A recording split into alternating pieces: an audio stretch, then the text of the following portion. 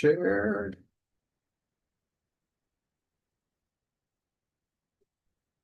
There we go. Okay, not too bad, eh? Within 48 seconds of getting it logged in, it's in place. We'll just give it a little bit of buffer as we normally do to make sure anybody who is just now getting the alert is able to join us before we start. While I won't wait forever, I do think it's fine and considerate to wait for just a little bit. Why is it not showing me my screen?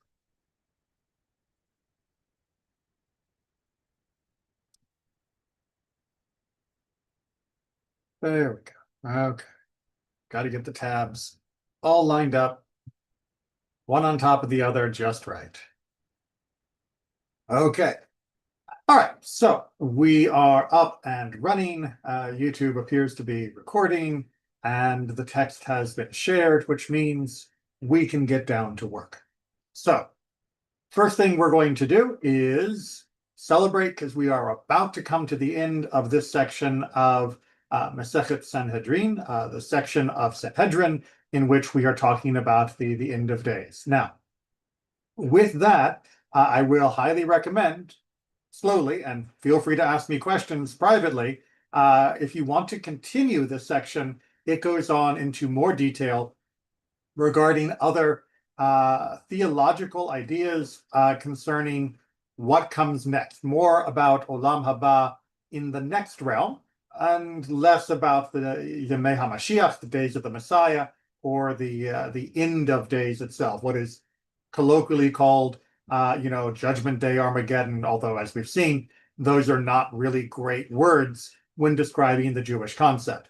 So much more to learn, but it is outside the scope of this study. Instead, I will remind you, if you were here last time, that once we finish today, we'll be switching over to Rambam to look at a synthesis, a summary of all of these different ideas and how they are brought together into at least one version of a cohesive thought on this topic, and show you what the dominant themes are that are embraced by Jewish tradition. As we have talked about, there are multiple voices, but some voices tend to be a little bit louder when we are looking for consensus. So, despite there being debate in the Talmud, our tradition has coalesced around certain key ideas, still much room for discussion, still much room for ambiguity, but certain core ideas have become central, and we'll go through those with Rambam as our assistant. Once we finish looking at his summaries, then we'll begin to look at historical episodes dealing with the concept of the end of days and with the Messiah in particular, because, as we've seen, the coming of the Messiah is intimately connected to that timeline, and so false messiahs tend to stand out in our history as being signposts around these end of days discussion. And I can unabashedly use the word false when introducing these messiahs, because as we'll see from Rambam's summary and from history, none of them are the real Messiah, or else we wouldn't be in the condition that we're in. So we'll look a little bit more into that kind of idea as we go through today, and then much more detail coming up.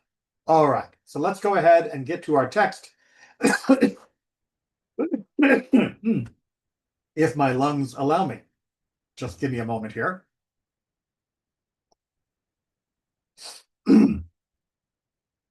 And so too, Rabbi Yochanan said. So we are carrying on with the idea that certain rabbis were a little uncomfortable with the idea of what it will be like during the days of the Messiah's arrival, and so have, kind of said, you know what, I'll come back when it's done.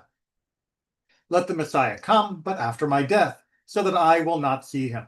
Again, just a reminder that since we've talked about quite a bit in earlier classes, this concept of Mechayeh HaMeitim, the one that God is resurrecting the dead, this is a perfectly normal idea of, if I'm dead, Messiah will come, everything will get taken care of, all of the bad stuff will be over, and then I will be one of those brought back to life, and I won't have to go through the turmoil.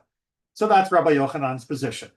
Reish Lakish, his chief study partner, said to him, "What is the reason that you are concerned, right? Like, why are you concerned about this?" And we've already done one example of this thing of why would you not? You'll probably be fine. But now we're going to do a second version, typical of Talmudic construction.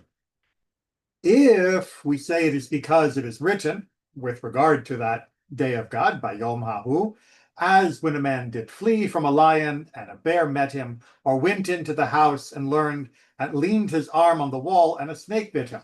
So taken from the prophet Amos. The idea here is out of the frying pan into the fire, that this will be a time when even if you escape from a lion, you're going to run into a bear. Even if you run into your house, a snake is going to bite you. That you cannot escape it. It's terrible. It's all over. But what Reish Lakish is doing here, again in standard rabbinic practice, is setting up a false hypothesis, a null hypothesis. He's saying if the reason you are saying you would rather wait until after the Messiah come for your resurrection is because you read this verse, then you are reading it wrong. Why? Right? Well, come and I will show you a counterpart in this world, meaning to the situation described in the verse in Amos, as even today one encounters those situations. So if you're going to say, I don't want to be around when the Messiah comes because look at how bad it's described in this verse of Amos, well, I've got news for you. That kind of stuff is happening already. So, I mean, if you're dealing with it now, you can deal with it with Mashiach, and in fact, Mashiach is probably a better reason for it to be happening than any other. So how do we know that this is going on today?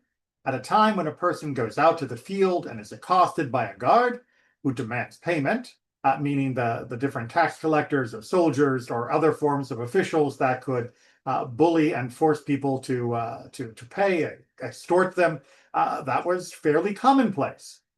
And that is like meeting a lion, and his situation is similar to that, the one who was accosted by a lion.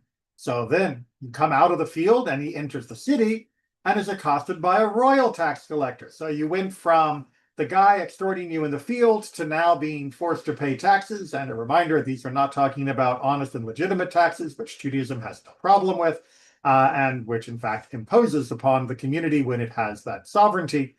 This is talking about the life-ending tax collecting system during much of the historical time. Anybody familiar with the classic Sheriff of Nottingham and all of that? He was a tax collector, and that's why he was such a monster. He then enters the city. He's accosted by the royal tax collector. His situation is similar to the one who was accosted by a bear. And then he enters his house and finds his sons and daughters afflicted with famine. His situation is similar to that of one whom a snake bit. So, yeah, you know, our kids are starving. The royal government is taking all of our crops, and even in the field, we are being extorted by these other guards. So, you know, how is that any better than what Amos was describing as the arrival of Mashiach? Now, this is also very important because it is illustrative that the rabbis did not interpret every verse of Torah in a literal fashion.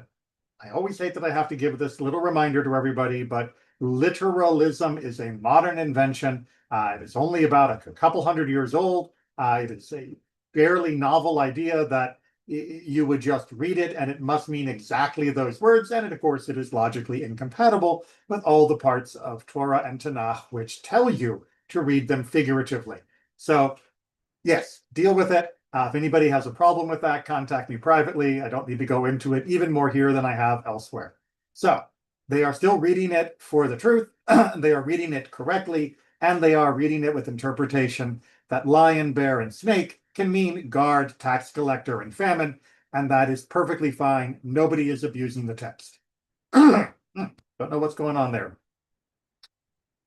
So Rabbi Yochanan said to him, right? So Rabbi Yochanan is responding, saying, Reish Lakish, no, you got my concerns wrong. That's not what I mean, right? Rather, the reason I am concerned is that it is written with regard to the day of God, now taken from Jeremiah, ask now and see whether a man gives birth. Why then do I see every man, kol gever, with his hands on his loins as a woman in labor, and all faces turn green? So Rabbi Yochanan brings a different verse, which has a situation that seems unprecedented. This whole man suffering the same way that a woman giving birth would suffer. So I don't want to go through that. Now, this is an interesting comment about Mashiach. It is even more poignant when basically Rabbi Yochanan is saying, I wouldn't want to go through the difficulty that women go through when they give birth. Now, of course, women do that, right? The verse from Jeremiah is saying that men too will suffer in a like manner, but the like manner is compared to what is actually happening for women every single year as society and civilization carries on. So half the population is already suffering like that. Rabbi Yochanan just doesn't want to suffer the same way. All right, so to make of that what you will. All right, now we had a verse there, or sorry, a phrase in that line from Jeremiah of kol gever, and the Gemara, the Talmud, would like to clarify. What is the meaning of the phrase, I see kol gever, meaning all men? Rava bar Yitzchak says that Rav says it is a reference to he whom all strength is his, meaning it is as though even God will suffer like a woman in labor due to the troubles of the Jewish people. So kol gever, right, all men, seems an unnecessary flourish, or at least a flourish that is open to interpretation. And so Rav is interpreting this to mean God himself is going through the birth pangs. And this is a common theme that we see in many parts of the Talmud, where we anthropomorphize God as going through the troubles and tribulations of our people. Now, obviously, from a strict theological point of view, God does not have feelings. God does not suffer. God is beyond all the experiences of this world that we have. But as a way of showing a connection to us during our times, that God is there with us, this type of metaphor is used fairly often. And what is the meaning of the phrase, and all faces turn green? Well, Rabbi Yochanan says, the reference is to the heavenly entourage above, meaning the angels, and the earthly entourage below, meaning the Jewish people, who will all suffer at the time when the Holy One, blessed be He, says, these are my handiwork, and those, the Gentiles, are my handiwork. How shall I destroy those on account of these? Which is to say, according to the commentary, it appears that the Holy One, blessed be He, does not distinguish between the Jewish people and the Gentiles. That is why Rabbi Yochanan was concerned with regard to the coming of Mashiach. Okay, so let's unpack this just a little bit. We've got a ways to go, so I can't spend too much time here for today. But what Rabbi Yochanan is saying is that these and these, the Jewish people and the non-Jewish people, are each God's handiwork. Strong reminder, right? That's why the Torah begins with Adam and Chava, because we all come, Jew and non-Jew, from the same source. But at the time of Mashiach, there is going to be a reckoning, and in particular, there will be a liberation of the Jewish people from their suffering. Well, if the Jewish people are being liberated from their suffering, that means those who caused the suffering are going to be chastised, to be diplomatic. They're going to have trouble.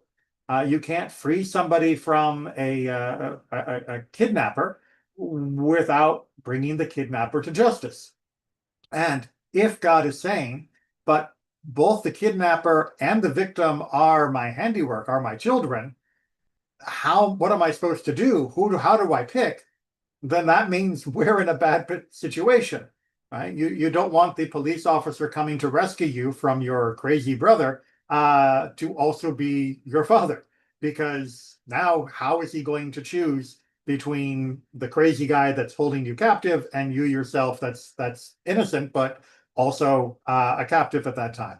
So Rabbi Yochanan is worried that during this time there will be this strife, there will be this problem, and God will have to try and save everybody, Jew and non-Jew, and that's going to mean that it will not be as easy as otherwise. If God could just wipe out all the bad people, then it would be simple. But the bad people are also God's people. They're also God's creation. So it won't be that simple. So Rav Papa is going to add to this as well, continuing with our theme of worry about the end of days. Say that this is in accordance with the adage that people say. This is meaning it's a proverb among the people, nothing official, just what people say. An ox runs and falls, and its owner goes and casts a horse in its place. Meaning, although the horse is an inferior work animal relative to the ox, not as strong for pulling a plow, for example, when there is no ox available, a horse must suffice. So too, after the Jewish people sin, there is worry that the Holy One, blessed be He, will transfer their promise to the Gentiles. Now, again, like our discussion earlier with the story of Joshua and the story of Jacob, there is this common thread of being concerned that one could lose one's inheritance of God's blessing, but also assurance that we won't. And that tension is meant to keep us from despairing and from arrogance. And this is carrying along in that same way. Okay, now we're going to begin a new sugya, a new section. Rav Gidel says that Rav says, the Jewish people are destined to eat from the bounty of, meaning enjoy, the years of the Mashiach. All right, so Rav is saying during the time of the Messiah, in fact, the Jewish people are going to be fine. They're going to celebrate. They will eat, meaning they will be sustained during this time period. Now, Rav Yosef says, well, isn't this obvious? And rather, who else will eat from them?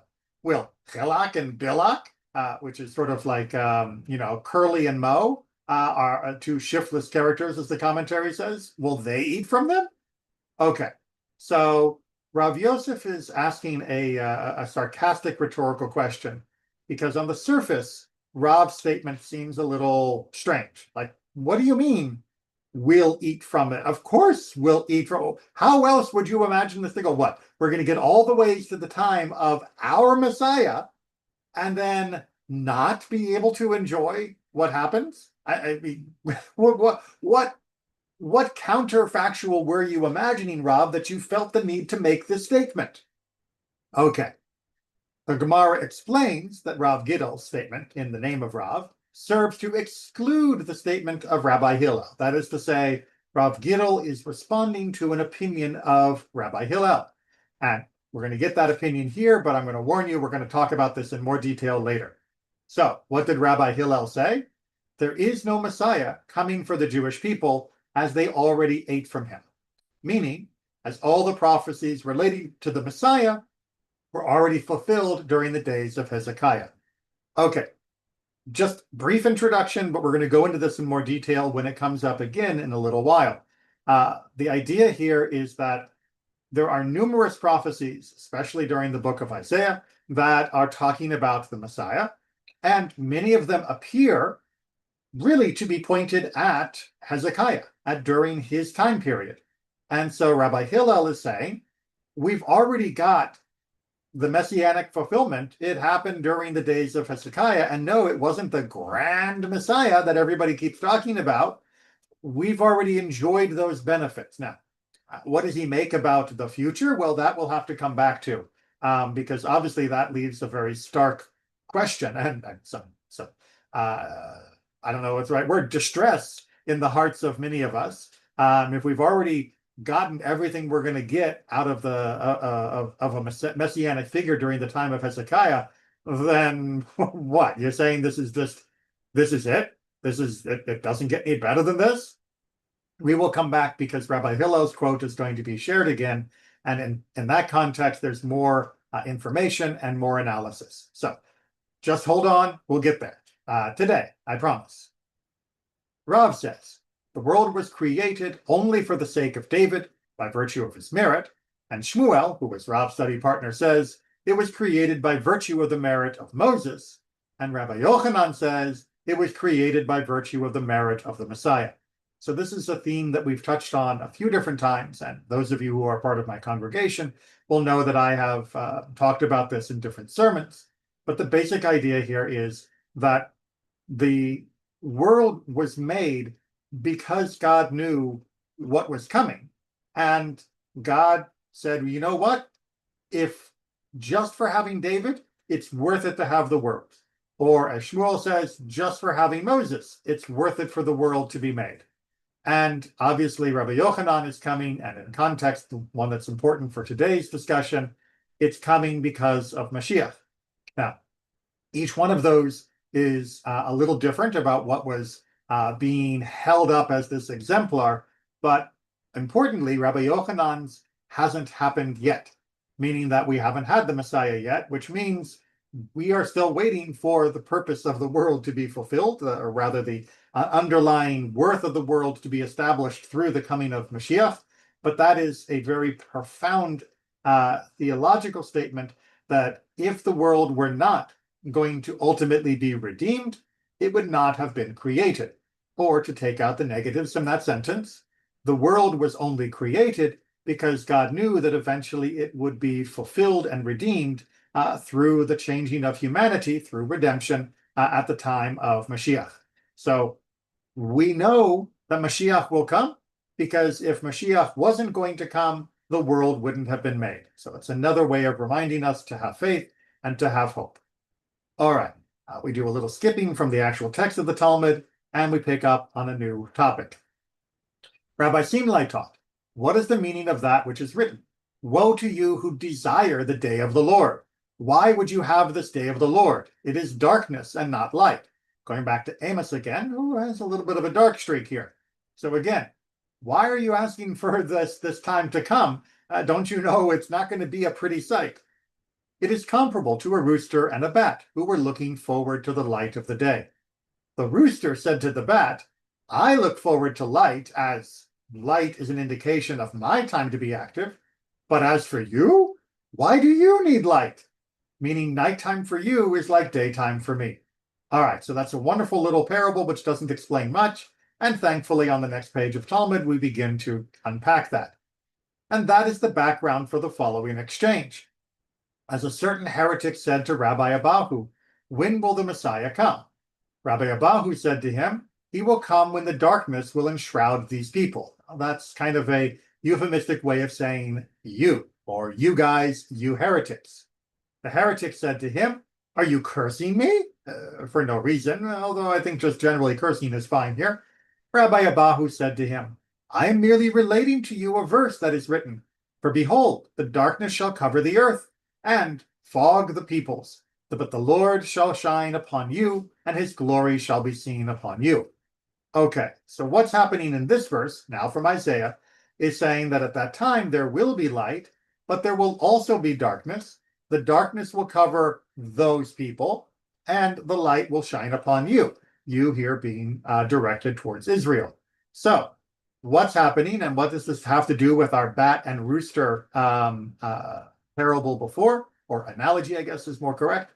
It's trying to say that for people that are bad, for the people that are causing the majority of evil in the world, the coming of the light of the Messiah will seem to them like darkness. They are not going to be looking forward to it any more than a bat looks forward to daytime. Because for those that are thoroughly wicked, this time will seem like a dark time. And for those that have been oppressed by those thoroughly wicked, this will seem like daytime. This will seem like the night is over at last. So the same event can be seen from two different ways, depending upon the moral quality of the person that is reflecting on the coming. And indeed, we've seen this play out in a small scale multiple times throughout history, where despots and others that were privileged, thanks to their position within an unjust society, have decried the evil that was unfolding in the world as they lost their status, privileges, and authority to continue their evil ways. If you were a Russian nobleman, as the Russian Revolution got going, before the Bolsheviks took over especially, you would be saying, oh, it's terrible. How dare they strip me of my powers and my rights? How dare they try to feed the poor? And you know, I have very little sympathy for that kind of complaint. You lost your palaces, you lost your jewels, you lost your status. You know, you really shouldn't have had those things in the first place. I know for you that feels like a nightmare, For the rest of us, it feels like dawn is finally breaking. Of course, the Bolsheviks eventually take over the Russian Revolution and make it worse, but that's a story for a whole different time. Okay, next section. It is taught in a Braita. Rabbi Eliezer says, the Messianic era will be 40 years long. As it is stated, 40 years will I strive with the generation. So this is taken from Psalm 95. In context, Psalm 95 appears to be talking about the 40 years that we were in the wilderness, but Rabbi Eliezer is reading it slightly out of context in order to use it as a striving metaphor for the future as well. Also, just a parallelism that if it took 40 years for us to be ready for our entry to the land, then 40 years to be ready for entry into the time of redemption seems uniquely appropriate. Now, some of you may also recognize Psalm 95 as being the first psalm that we read on Friday night as part of our Kabbalat Shabbat, beginning with the perhaps more familiar phrase, Lechu Neranena.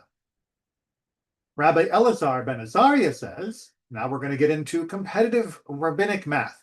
Again, a common motif throughout many Talmudic studies, bringing different teachings of different rabbis that each have a sort of one-upsmanship regarding the timeline, or regarding numbers in general. The Messianic era will last 70 years. Why? As it is stated, and it shall come to pass on that day that Tyre shall be forgotten 70 years, according to the days of one king, taken from Isaiah. Now, this context, Echad, the one king, means the unique, Meyuchad. Now, which is the unique king?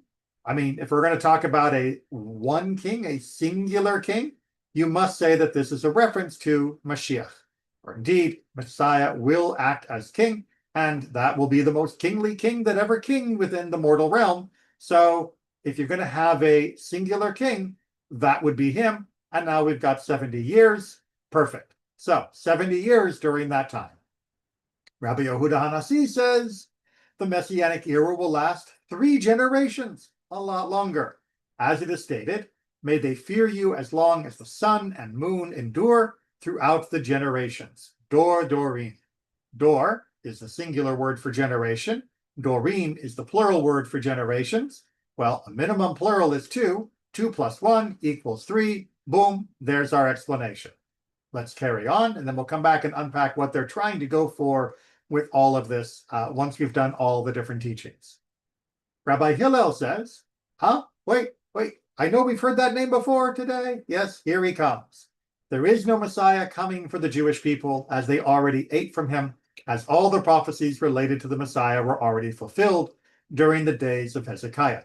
So Rabbi Hillel is basically trying to say, touched on this before, that the hoped for Messiah that was prophesied in the works of the prophets was there during the time of Hezekiah. And indeed, when we read the Isaiah section especially, but some of the other prophets as well, it is clear that some of those prophecies are referring to Hezekiah, that he absolutely does fulfill some of those statements.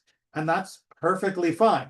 What Rabbi Hillel is saying that is contentious, to say the least, is that all of them apply to Hezekiah, and therefore there is no prophecy left for something to happen later in our future, well, their future and our future, and therefore we shouldn't expect a Messiah to come as a fulfillment of the prophetic works.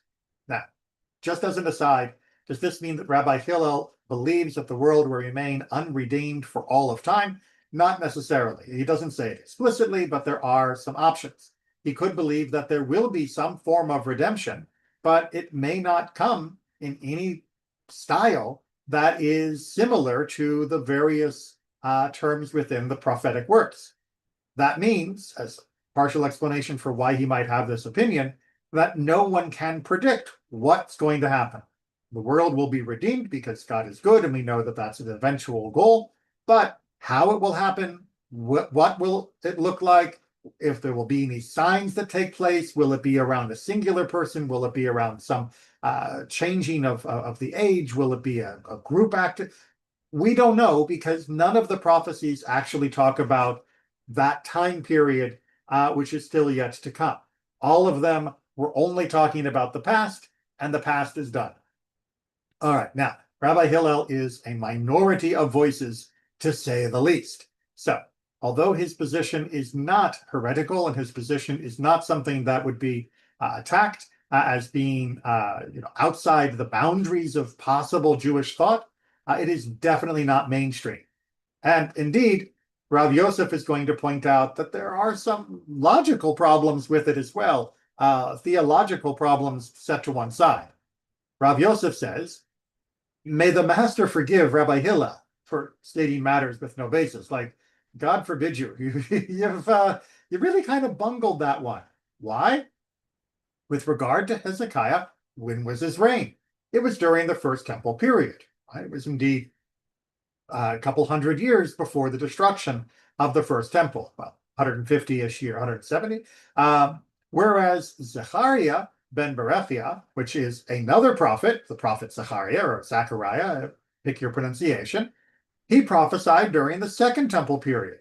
He was a later prophet, considerably later, after the First Temple was destroyed entirely, and said, rejoice greatly, daughter of Zion, shout, daughter of Zion, Jerusalem, behold, your king will come to you. He is just and victorious, lowly and riding upon a donkey, and upon a colt, the foal of a donkey. So from Zechariah, we get a prophecy for the future from Zechariah. Well, Zechariah came after Hezekiah, and that means that his prophecy couldn't have been talking about Hezekiah, because then it wouldn't have been prophecy, it would have been history. So instead, he has to be pointing forward to what comes next.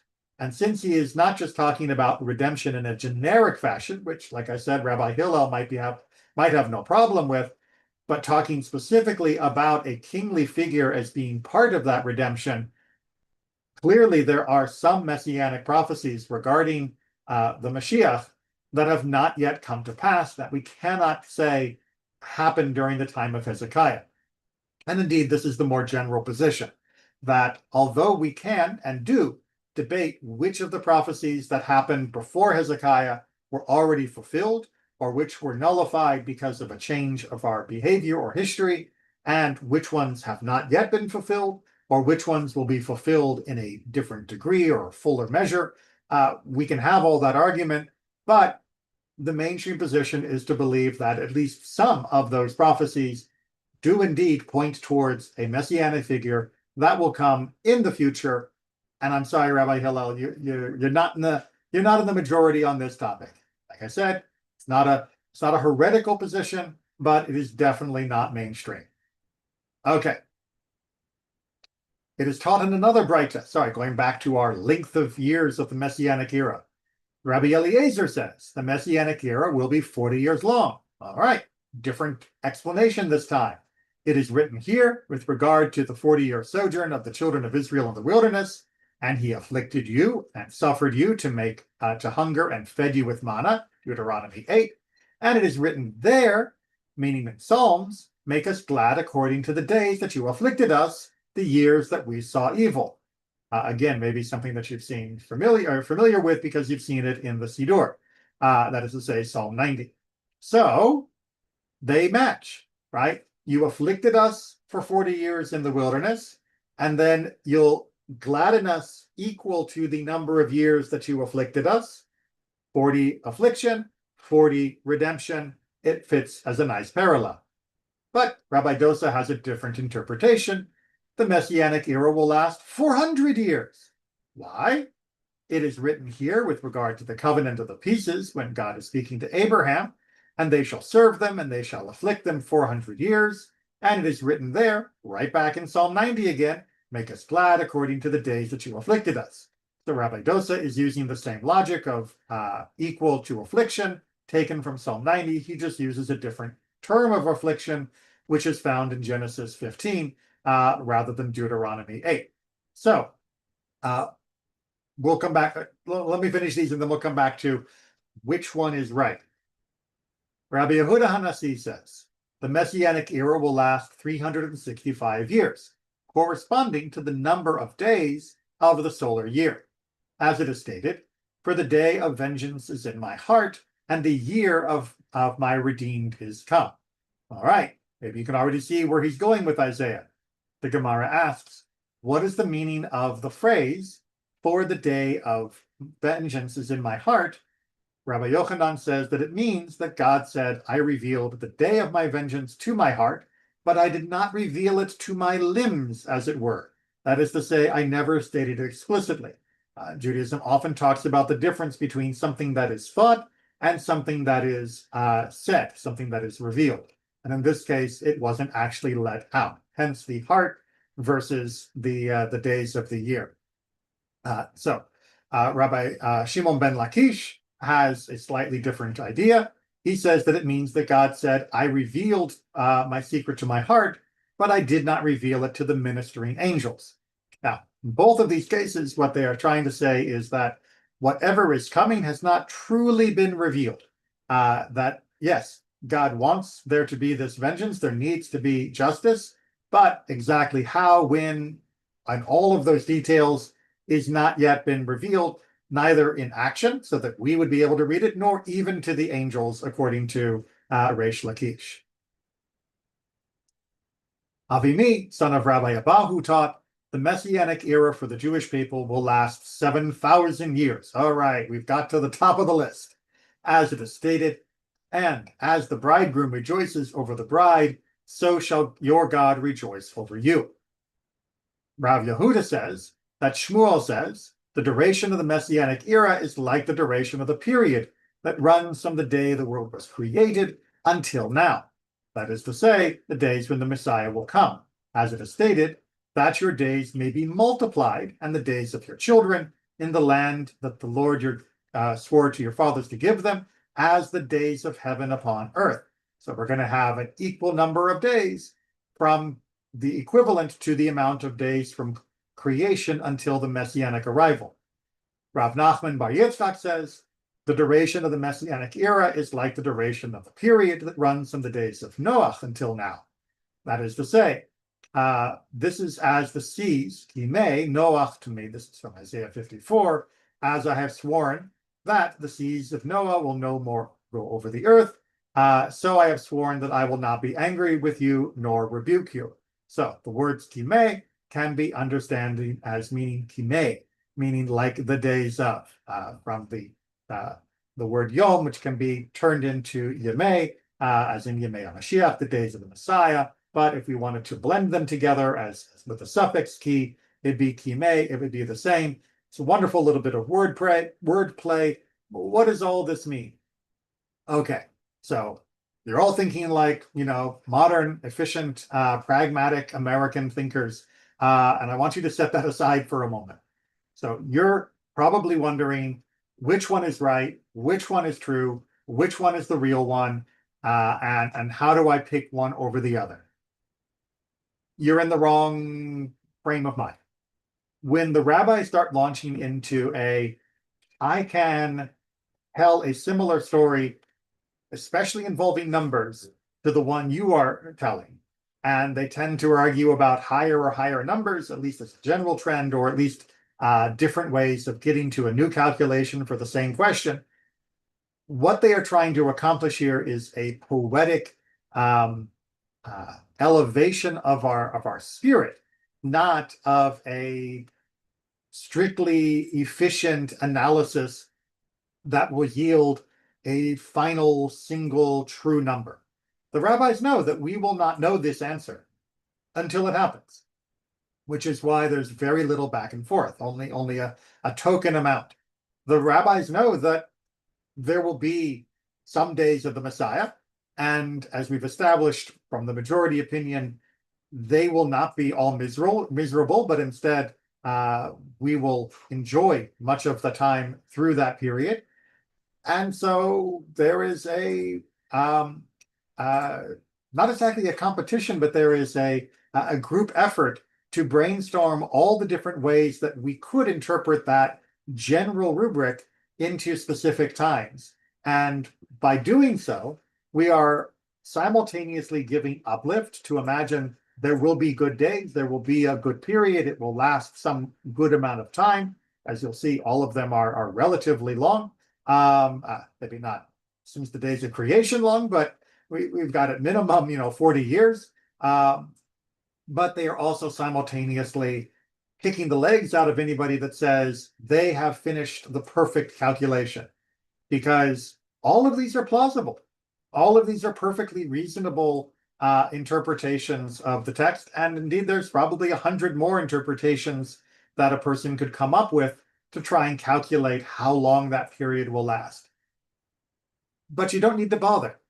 Know that it will exist, know that it will be good, and know that when it happens, it'll happen, and you're not able to calculate any of that.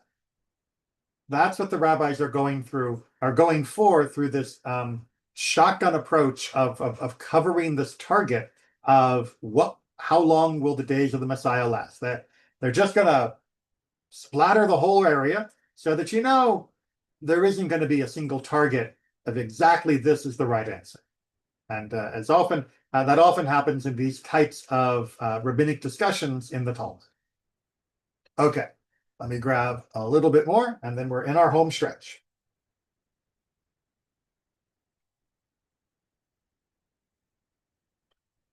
Rabbi Chia bar Abba says that Rabbi Yochanan says, in their prophecies with regard to redemption and the end of days, all the prophets prophesied only about the Messianic era. But with regard to the world to come, meaning the reward is not quantifiable. Why not? As it states, no eye has seen it, God aside from you. Who will do for those who will wait? Who will do for those who will wait? Yeah, sorry. So Isaiah 64. What is Rabbi Yochanan, being brought here by Rabbi Chia bar Abba, trying to say? So it is making an important distinction. We have been talking today and last time about Yemei HaMashiach, the days of the Messiah, the Messianic era. And we've been working out, will it be nice? Will it be bad? Who will have it easy? Who will have it rough? And we've got a lot of back and forward on all of that. And now we've just done a huge sort of catalog of different opinions about how long it will last, trying to show the extensiveness with which different rabbis have analyzed this topic. But Rabbi Yochanan wants us to know, as much as you may think you know, based on all the prophecies that we have got, in fact, none of them were actually talking about the main event. They were only talking about the Messianic era. Now, don't get me wrong, the days of the Messiah, rather important, rather critical, and could come soon, we would hope. But ultimately, Olam Haba, the world to come, that is beyond our understanding. Even all of the most superlative and amazing descriptions found within the prophets aren't scratching the surface of the wonder and the beauty that will come beyond this world, in Olam Haba, in the world to come, what is often called heaven, but not a great term within Judaism, so we use world to come or Olam Haba. Now, the Gemara notes, and this statement disagrees with the opinion of Shmuel, because we can have arguments, it's okay. Shmuel says the difference between this world and the Messianic era was only with regard to the servitude of foreign kingdoms alone. I've seen this note before, and I'll repeat what it's saying, but now add this context to it. So Shmuel says, look, days of the Messiah are not going to be magic, they're not going to be rainbows, they're not going to be food and gold from the sky.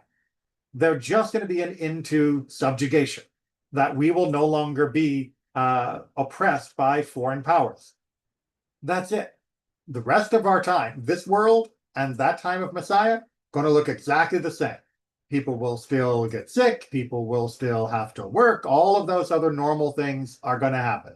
So don't tell me all of the really high-powered stuff that's being described in some of the prophets is pointing at the days of the Messiah. It has to be pointing at the worlds to come, because according to Shmuel, this world will not look radically different in a almost magical sense, in a miraculous sense, than the days of the Mashiach. Now, again, this is an argument, so those who hold like Shmuel, perfectly fine to do so. Those who believe that it will be a little bit more miraculous also have support for their opinions. But we're not done. And Rabbi Chia bar Abba says that Rabbi Yochanan says all of the prophets prophesied their prophecies of consolation, only the prophecies of comfort, only with regard to penitence, to people who actually do teshuvah, who are truly regretful and make repentance. But with regard to the reward of the completely righteous, it is stated, no eye has seen it, God aside from you, etc., our verse again. Now, what are we saying here? That the prophets prophesied for what the normal people among us will experience, right? You, me, no offense, everybody we know probably are normal people, meaning that we do good and we make mistakes, and then we fix our mistakes by doing teshuvah, and we try to do good next time. That's the normal process for most people. But there are some people that are truly righteous, that are truly a tzaddik, a completely righteous person through and through. And when we look at all of the prophecies, we should understand that what's being promised is what's being promised to us normal folk. But the completely righteous, we can't even begin to imagine what they are being promised because it is so far beyond. And therefore, no eye has seen it. I mean, no eye has seen what will be the reward for the completely righteous. So this is a way of amping up the expectation for those that happen to be completely righteous, which, as we talked about earlier, is not exactly a huge majority. In fact, it's a tiny minority. Okay. But the Gemara notes, and the opinion expressed in this statement disagrees with the opinion of Rabbi Abahu, right? Who holds that penitents are superior to the righteous. So we get a very famous phrase here, as Rabbi Abahu says, that Rav says, in the place where penitents stand, even the completely righteous do not stand. What do we mean, and how do we prove that? Isaiah 57, peace, peace upon him who is far, and him who is near. You'll notice peace and greeting is extended first to him who is far, and only after is peace extended to him who is near. And what do we mean by near and far? Upon him who is far, it means one who was initially far. That means they made mistakes, and so they were distant from God, and then they fixed it, and now they are closer. And what is the meaning of the term who is near? It means one who was initially near, was righteous from the beginning, and continues to be near at present. That is to say, completely righteous. Now, set aside for a moment the debate about what the reward will be in Olam Haba. This idea that the penitent can stand in a place of honor that the completely righteous cannot reach is a very common and very profound statement within Jewish tradition. It is used a lot when trying to encourage us to do better, because many people would think, look, I'm not completely righteous. I messed up. Even if you could imagine, I only messed up once, but that means I'm not completely righteous. So I've already been downgraded. I'm already kind of like ruined. I'm already blemished. And there's no way to fix that because I'll never get to say I was completely righteous. And this statement of Rabbi Abahu, brought in the name of Rav, is saying, nope, don't be down on yourself. In fact, because you have messed up and then done the harder work of overcoming whatever it was that made you make the error in the first place, you have actually accomplished something special. The one who makes a mistake can often learn more than the person who was always correct, because they understand not only what is correct because they fixed it, but they also understood the mistake that they made in a way that somebody who has never made a mistake wouldn't really appreciate. So this is a very powerful, very strong phrase to encourage those who might feel like they're hopeless, that their cause is lost. Realize you can stand higher even than one who was always righteous. Now, is it meant to be literal? Is it meant to be taken strictly speaking for what happens in Olam Haba? Well, probably not, as we're going to see, because otherwise it would imply that one should go out and deliberately sin in order to repent and thus have a higher place than the person who never sinned in the first place. And as much as we want to give reward for somebody that did the extra work, that would seem to give the wrong incentives from the start, at least. But we shouldn't see it as a competition, but knowing humans, we often do. So use it as a support for your desire to do what is right and to overcome your past mistakes. But don't try and game the system by deliberately making mistakes to earn more points. Okay, so I lost my place. And Rabbi Yochanan says, upon him who is far is referring to one who is distant from transgression. That is to say, the completely righteous individual whom who is near is referring to one who is near to transgression and distance himself from it, meaning the penitent. So Rabbi Yochanan gives a flipped version, saying, in fact, the completely righteous is the one who is far, who gets the first blessing, because they are far from sin. And the other is the one who was near to sin, but has now chosen to do what is right. So because the initial verse doesn't say exactly what the near and far is relative to, the first author can give it as relative to righteousness, to God, and the second one can give it relative to sin itself. All right, and let's go ahead and finish up just with a little bit of a teaser on this theme of reward. Like I said, we're not going to carry on. You could pick up in the Talmud on your own. But the Gemara asks, what reward is indicated in the phrase, no eye has seen it? Remember, we talked about that a while ago, that when God, when we were, let me just, no eye has seen it, God, aside from you. Right? What is the meaning of that? Rabbi Yoshua ben Levi says, this is wine preserved in its grapes from the 6 days of creation.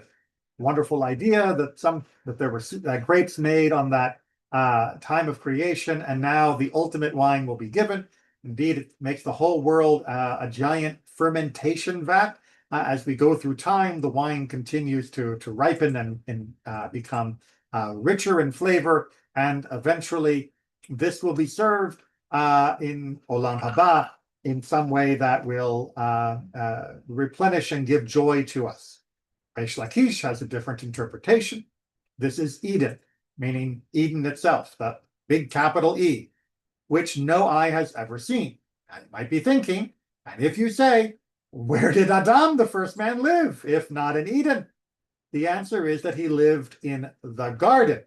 Now, it is true that most of the time we say Gan Eden, the Garden of Eden, as one word, but lest you say the garden is Eden, that they are indistinguishable and the same thing, the verse states, Genesis 2, and a river emerged from Eden to irrigate the garden, which by this read indicates that they are two distinct places. Because if the river came from A to irrigate B, then A and B cannot be the same thing. It simply is a logical syntax. Now, is Reish Lakish's opinion a slam dunk? No. Obviously, one could interpret the phrase "a river emerged from Eden" simply meaning a river emerged within Eden that irrigated the garden that was there inside of Eden. And so you can end up with one as a sub portion of the other. It's not a problem. Also, we can simply say that, it'd be like saying the river emerged in the mountains to irrigate the plains. That doesn't mean the mountains and plains are conceptually distinct from each other. It's just different geographical locations. But what Reish Lakish and Rabbi Yoshua ben Levi are saying, and indeed this whole line of discussion about no eye has seen, is trying to remind us, one, that it's okay to have multiple opinions about what is coming within the general framework, which we'll talk about much more next session, and two, that the best is yet to come. That whatever blessings you feel you have experienced, whatever blessings you feel you have interpreted out of the tradition regarding the days of the Messiah and even Olam Haba, there is even more that is yet to be revealed that will bring joy and blessing to us and to all the good people of the world. So with that, I will just remind you, this is why Judaism looks with hope and with gladness towards this time. Yes, we know that it is likely to contain turmoil, as those who are unwilling to let go of their evil will fight to hold on to it, even in the face of obvious goodness. But not only will that be something that can be mitigated by our actions, but it is something that will be temporary. And the ultimate reward for us and for the world will be sweeping, it will be good, and we will get there. Now, we're going to synthesize all of this and summarize it in the words of Rambam and talk about those topics much more next session. I hope you'll be there with me, and a little bit less back and forth and confusing topics. I know the Talmud is hard, but I wanted to make sure that you understood when we looked at both Rambam summary as well as later historical events, that what we were discussing wasn't just coming out of nowhere, that it was part of a very rich, if complicated, tradition. Take care, everyone. Be well, and see you next time.